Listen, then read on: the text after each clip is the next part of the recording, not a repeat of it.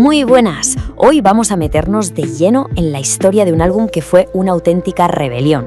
Un disco que se enfrentó a todo, a la sombra de su propio éxito, a su discográfica y hasta al silencio.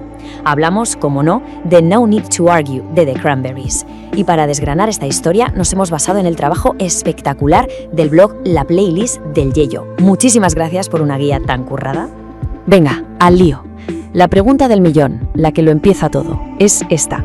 ¿Cómo es posible que un grupo irlandés que nos tenía acostumbrados a un pop de ensueño, a esas guitarras cristalinas, de repente se saca de la manga uno de los himnos de rock más bestias y furiosos de los 90? Es que la transformación es brutal. Para entenderlo, hay que ponerse en situación. Después de su primer disco, The Cranberries, se encontraron con ese momento que aterra a cualquier banda, el reto del segundo álbum. Y la presión era salvaje, porque su debut no fue un éxito normal y corriente, no, fue un bombazo mundial que no se esperaba nadie. El productor Steven Street lo describió a la perfección. En esencia, eran unos chavales nerviosos de un pueblo pequeño que, de un día para otro, se vieron en el centro de todas las miradas a nivel mundial. Imaginaos el cambio de vida, de ensayar donde podían a ser una de las bandas más famosas del planeta. Un vértigo. Y si queremos ponerle un número a esa presión, quedaos con este, 95. ¿Y qué es? Pues son las semanas que su primer álbum se pasó en las listas de éxitos del Reino Unido. Estamos hablando de casi 2 años sin parar. La sombra de ese éxito era, gigantesca. Y con todo eso encima, ¿qué hicieron? ¿Repetir la fórmula del éxito? Pues no, hicieron justo lo contrario, un giro de 180 grados.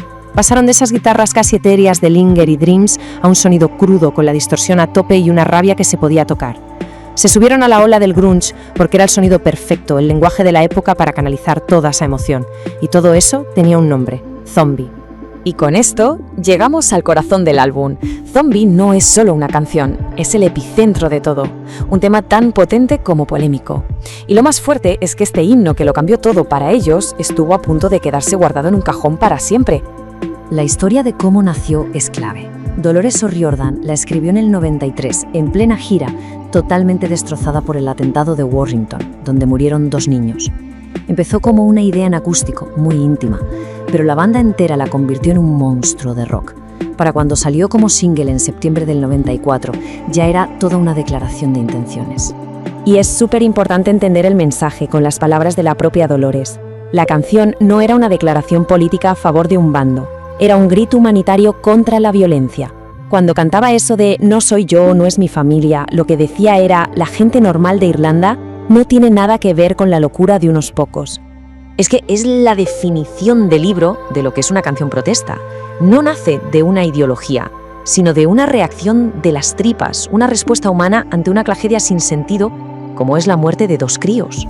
Pero claro, una canción tan directa, con un tema tan delicado, asustó. Y mucho. A la discográfica Island Records le entró el pánico. Estaban aterrorizados. Pensaban que una canción tan política iba a espantar al público y que las radios la iban a vetar de inmediato. Y aquí es cuando la historia se pone ya de película. La discográfica llegó a ofrecerle a Dolores O'Riordan $1 millón, así tal cual, 1 millón para que metiera Zombie en un cajón y compusiera otra cosa. Y la leyenda cuenta que su respuesta fue romper el cheque. Ahí es nada, ¡qué integridad! Así que la situación era esta, la banda contra su propia discográfica. La pregunta era clara, con todo en contra, ¿tenía alguna posibilidad una canción tan arriesgada de llegar a la gente? Bueno, pues vamos a ver cómo se resolvió la cosa. Y vaya si se resolvió. El riesgo no es que valiera la pena, es que los catapultó a otro nivel. El éxito fue arrollador, mundial e indiscutible. Y es que los datos hablan por sí solos. El álbum lo petó en toda Europa, en Australia, número 1 en un montón de países y un increíble número 2 en Reino Unido. Fue una dominación mundial en toda regla. Quedó clarísimo que el público conectó a muerte con esa honestidad y esa rabia. Y su aguante en las listas fue incluso mayor que el de su debut. El disco se mantuvo 98 semanas en las listas británicas. O sea, esto no fue un éxito de un par de semanas, esto había llegado para quedarse. O sea que no solo evitaron la famosa maldición del segundo disco, sino que lo superaron. Crecieron sobre lo que ya tenían, pero con una valentía que les llevó todavía más alto. Y Zombie, claro, La canción fue un tsunami. Número 1 en medio mundo, conquistó la radio alternativa en Estados Unidos, se llevó el premio a Mejor Canción en los MTV Europe Music Awards. Zombie dejó de ser una canción para convertirse en un fenómeno cultural. Pero la verdadera medida de un disco así se ve con el tiempo, claro. Su legado va muchísimo más allá de los números 1 y las ventas que tuvo en el 94. Una prueba de que sigue más vivo que nunca. Mirad este dato porque es de locos. En 2020, el videoclip de Zombie superó los 1.000 millones de visitas en YouTube. 1.000 millones, con B de barbaridad. Fue la primera canción de un grupo irlandés en conseguirlo. Sigue conectando con gente nueva. Y es que su legado está por todas partes. La selección irlandesa de rugby la ha adoptado casi como un himno no oficial. Suena siempre en los campeonatos de hurling de Limerick y, por supuesto, sigue siendo un símbolo mundial contra la guerra. Es, sin ninguna duda, una obra maestra del rock de los 90. Y hay una cosa que me parece fascinante. 30 años después, el disco sigue generando debate, incluso entre los más frikis del sonido.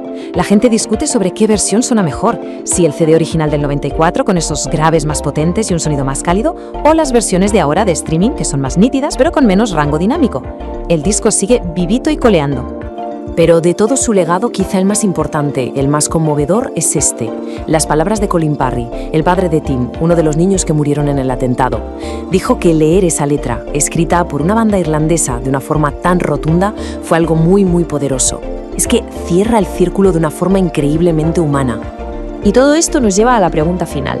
¿Qué tiene No Need to Argue para que, 30 años más tarde, nos siga tocando la fibra? Quizá es su honestidad brutal, su valentía, o simplemente el poder de una voz y una canción que se atrevieron a gritar cuando otros callaban. Y con esa reflexión lo dejamos. De nuevo, un agradecimiento enorme al blog La Playlist del Yello por su fantástico trabajo. Si os ha gustado este repaso y queréis más historias musicales como esta, de verdad, pasaos por su web. Muchas gracias por estar ahí y hasta la próxima.